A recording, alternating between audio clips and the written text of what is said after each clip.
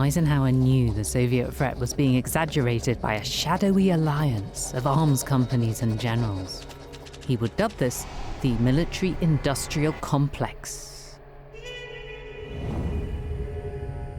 Eisenhower could see that this military-industrial complex could become a danger to democracy, because the whole thing was based on fear. It was circular. Threats to America would be exaggerated. America's response would be to get more arms. And this enormous defense industry that was the result was based largely on paranoia and on some fibs as big as the B-52 bomber itself. And something of that attitude persists to this day. According to the United Nations, America spends more on defense than China, Russia, Saudi Arabia, India, Britain, France, and Japan combined. A new long-range weapon system, Titan II, was also swallowing cash. This bunker is now a museum. Yvonne Morris was once its commander. So, Lucy, we're going to enter the launch duct now, and you're going to be standing just a few feet away from Titan II intercontinental ballistic missile.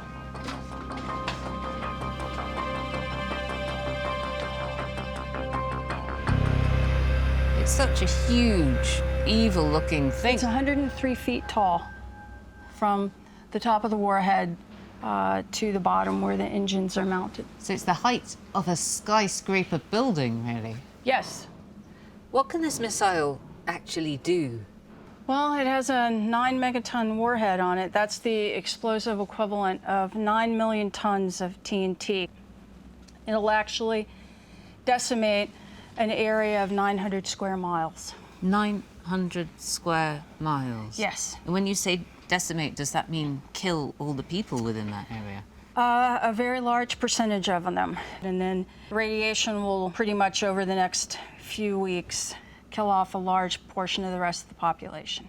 Titan II can be up and out of the silo in less than a minute after receipt of launch command, hurling its payload at speeds of 15,000 miles per hour, nearly halfway around the world. Should Russia attack, America could destroy Russia in just 30 minutes. It was called mutually assured destruction.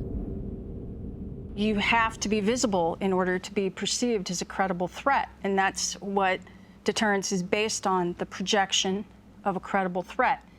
And so the assumption is that each of these missile sites were targeted with multiple incoming missiles. So the expectation for the crew is hopefully we're going to live long enough to launch our missile, but we're on the other end of that 30 minutes, where target 2 from here is going to be a smoking hole. Eventually, this site is going to be a smoking hole. So let me get this right. The Russians knew that this site was here. That was the point. You wanted them to know that this site was here. Yes, that's exactly true. And if you ever had to launch in anger, then you would be pretty sure that they were going to send one straight back here, and you would be dead. And we would be dead.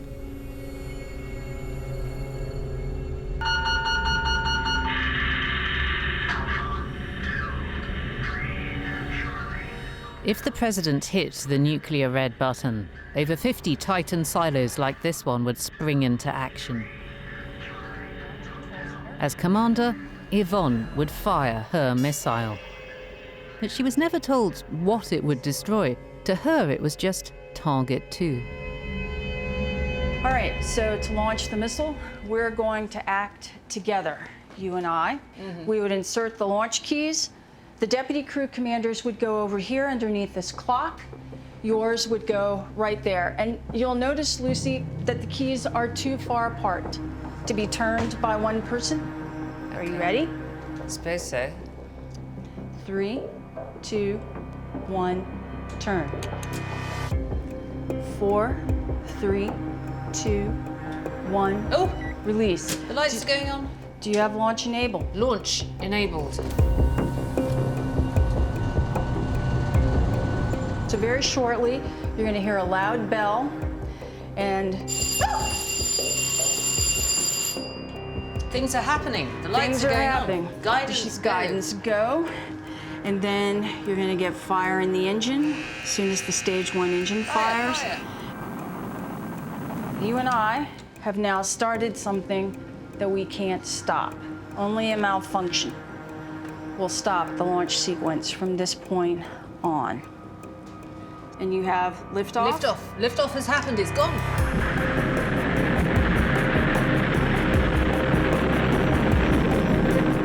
And then about 30 minutes from now, target 2 is going to cease to exist.